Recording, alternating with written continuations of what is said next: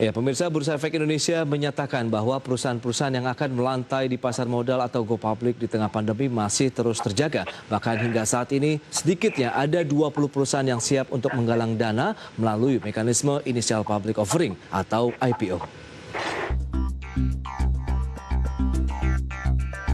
Meski kondisi ekonomi nasional masih tertekan akibat pandemi COVID-19, namun tidak menghalangi keinginan sejumlah perusahaan untuk melantai di Bursa Efek Indonesia.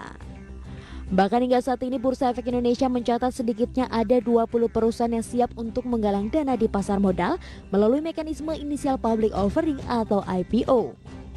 Direktur Utama PT Bursa Efek Indonesia Inarno Jayadi saat acara CEO Networking 2020 mengatakan 20 perusahaan yang sudah masuk dalam pipeline untuk IPO rencananya akan melantai di bursa pada akhir tahun ini. Dan paling lambat IPO akan dilakukan pada kuartal pertama tahun 2021.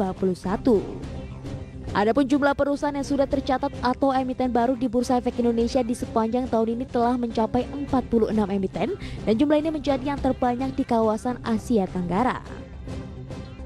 Pada saat ini terdapat 20 calon perusahaan tercatat saham di pipeline yang siap tercatat di akhir tahun 2020 ini atau di kuartal 1 2021. Aktivitas go public di tahun ini juga merupakan yang terbanyak jika dibandingkan dengan bursa saham di kawasan ASEAN. Inarno menambahkan jumlah investor di pasar modal hingga saat ini sudah tembus hingga 3,39 juta investor atau tumbuh 37% di sepanjang tahun 2020. Kemudian dan aktivitas investor retail di pasar modal juga ikut mengalami peningkatan hingga mencapai 126%. Dari Jakarta, Gilang Praditya, ID Exchange. Baik, pemirsa, kita lanjutkan kembali perbincangan bersama dengan Mas Muhammad Wafi. Beliau adalah research analis dari Pahana Sekuritas. Ya, Mas Wafi, informasi yang menarik ini. Bursa Efek Indonesia sudah menyebutkan bahwa ada 20 lagi nih calon anggota baru Bursa Efek yang akan melantai juga dalam waktu dekat ini. Bisa dikatakan diusahakan sampai dengan akhir tahun begitu. Bagaimana Anda melihat bahwa apakah memang pasar modal ini menjadi salah satu juga kita tahu instrumen keuangan yang menjanjikan di tengah pandemi. Karena ini menjadi harapan banyak pihak di tengah real marketnya sedang mengalami tekanan, pasar modal yang nampaknya mencoba berjuang dan masih bergerak positif. Ya, ini kalau saya lihat ini langkah positif ya, apalagi mengingat literasi keuangan, terutama literasi pasar modal. Kita kan penetrasinya bisa dikatakan cukup rendah, walaupun dari sisi pertumbuhannya sendiri memang cukup signifikan. Namun saya melihat ini ada potensi baik itu dari sisi emiten yang listing ataupun investor yang jumlah investor yang kemudian akan bertambah ke depannya. Jadi penambahan jumlah emiten yang calon emiten ini yang angkanya juga cukup besar ya, 20-an, itu merupakan salah satu langkah yang positif. Mungkin PR berikutnya yang harus dilakukan adalah terkait dari size dari masing-masing IPO ini. Jadi diharapkan ke depannya tidak hanya memang untuk emiten-emiten kecil yang bisa masuk ke akselerasi itu cukup bagus juga, namun diharapkan juga untuk emiten-emiten besar juga bisa diundang untuk masuk dalam pasar modal. Oke, dengan kondisi seperti ini, Mas Wafi, mungkin ada beberapa saham yang bisa Anda rekomendasikan begitu, paling tidak menyikapi yang Anda katakan ini rawan profit taking untuk pergerakan indeks karena sudah di atas 5.700-an. Tadi Anda katakan memang ada beberapa diantaranya yang masuk, ada Telkom ya. Adakah yang lain yang bisa menjadi pilihan nih dengan kondisi market yang sebenarnya euforianya masih terdampak positif dari global, tapi di satu sisi kita sudah khawatir begitu apabila nanti memang ada posisi rawan profit taking untuk pergerakan indeks sendiri?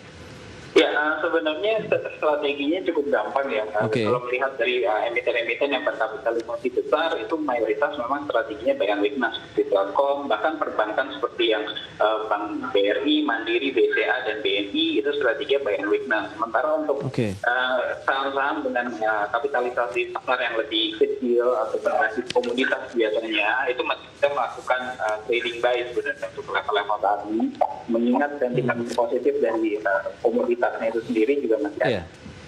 Apa saja kira-kira mungkin Anda jagokan untuk lebih kepada trading jangka pendek kah atau justru menengah panjang? Saya rasa memang portofolio yang harus dibagi ya, walaupun saat ini saya lebih menyarankan memang untuk trading jangka pendek gitu. Tapi tetap disimpan sebagian portofolionya untuk investasi jangka panjang. Oh, berarti dibikin polanya mungkin seimbang begitu ya, antara yang untuk short term dan juga medium to long-nya? Betul kan. Oke, tadi sepertinya sudah Anda sampaikan beberapa, ada S Hardware ya, kemudian Era Jaya, ada Telkom dan Wijaya Karya yang bisa menjadi pilihan. Mungkin kita ulas satu persatu deh, untuk S Hardware sendiri bagaimana? Apakah Anda melihat secara fundamental juga mendukung untuk perkembangan S Hardware atau pergerakannya lebih kepada teknikal saja?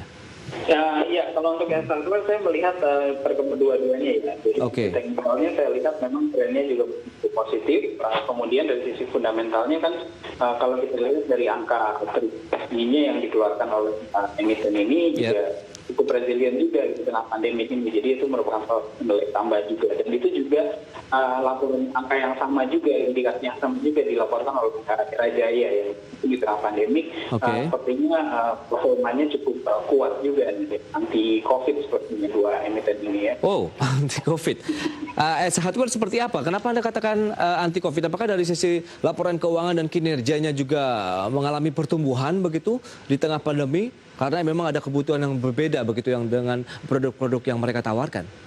Dibandingkan mungkin saya mengambil katanya lebih tahan banding ya, karena kalau kita bandingkan dengan emiten retail lainnya mengalami penurunan mayoritas di sepanjang tahun 2020 ini, namun berbeda sekali dengan S Hardware dan Era Jaya ini ya. Dan saya lihat itu memang karena segmentasi bisnisnya juga berbeda ya. Untuk S Hardware itu kan lebih home decor, gardening yang mungkin kalau dilihat dari sisi demand selama pandemi ini, karena semakin banyak orang yang melakukan kerja dari rumah, sepertinya demand dari sisi gardening ini juga semakin mengalami kenaikan. Oke, S Hardware kalau kita lihat naik 0,29 ini Mas Wafi. Pada saat opening tadi kita lihat di level 1730. Apakah ini masih bisa kita mengambil posisi beli untuk level-level saat ini atau bagaimana? Ya, untuk S Hardware sebenarnya rekomendasinya masih baik. Jadi untuk level saat ini masih bisa sebenarnya beli sebenarnya untuk S Hardware.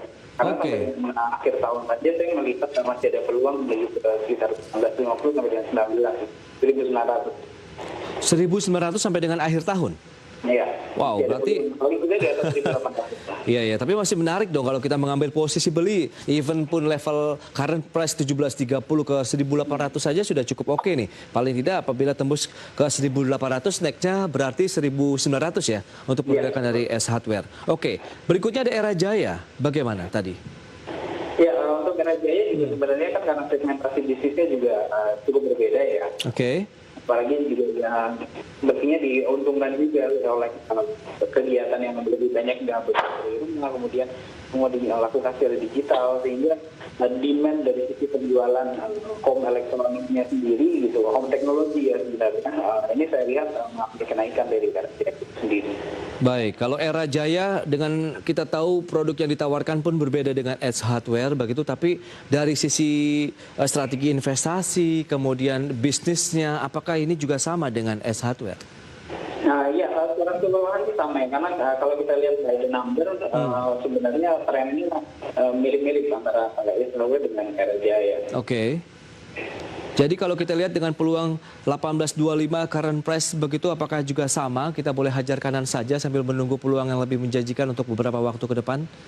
Ya, untuk level sekarang memang saya lihat Era Jaya sudah masih berada di level supportnya ya, level supportnya memang saya lihat di level 1800 sampai dengan 1780. Dan resistance sendiri sampai dengan akhir tahun memang saya lihat ada di sekitar level 1900-an.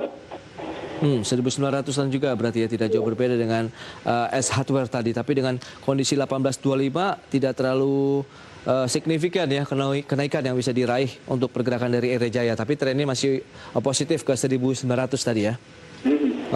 Untuk berikutnya dari Telkom. Telkom sedikit tadi sudah kita ulas, bagaimana ini strateginya? Jangka pendek atau jangka panjang? Ya, untuk jangka panjang sebenarnya masih cukup positif ya. Tahun depan itu untuk 2021 Telkom merupakan salah satu emiten yang termasuk top 10 yang kami rekomendasikan ya Telkom.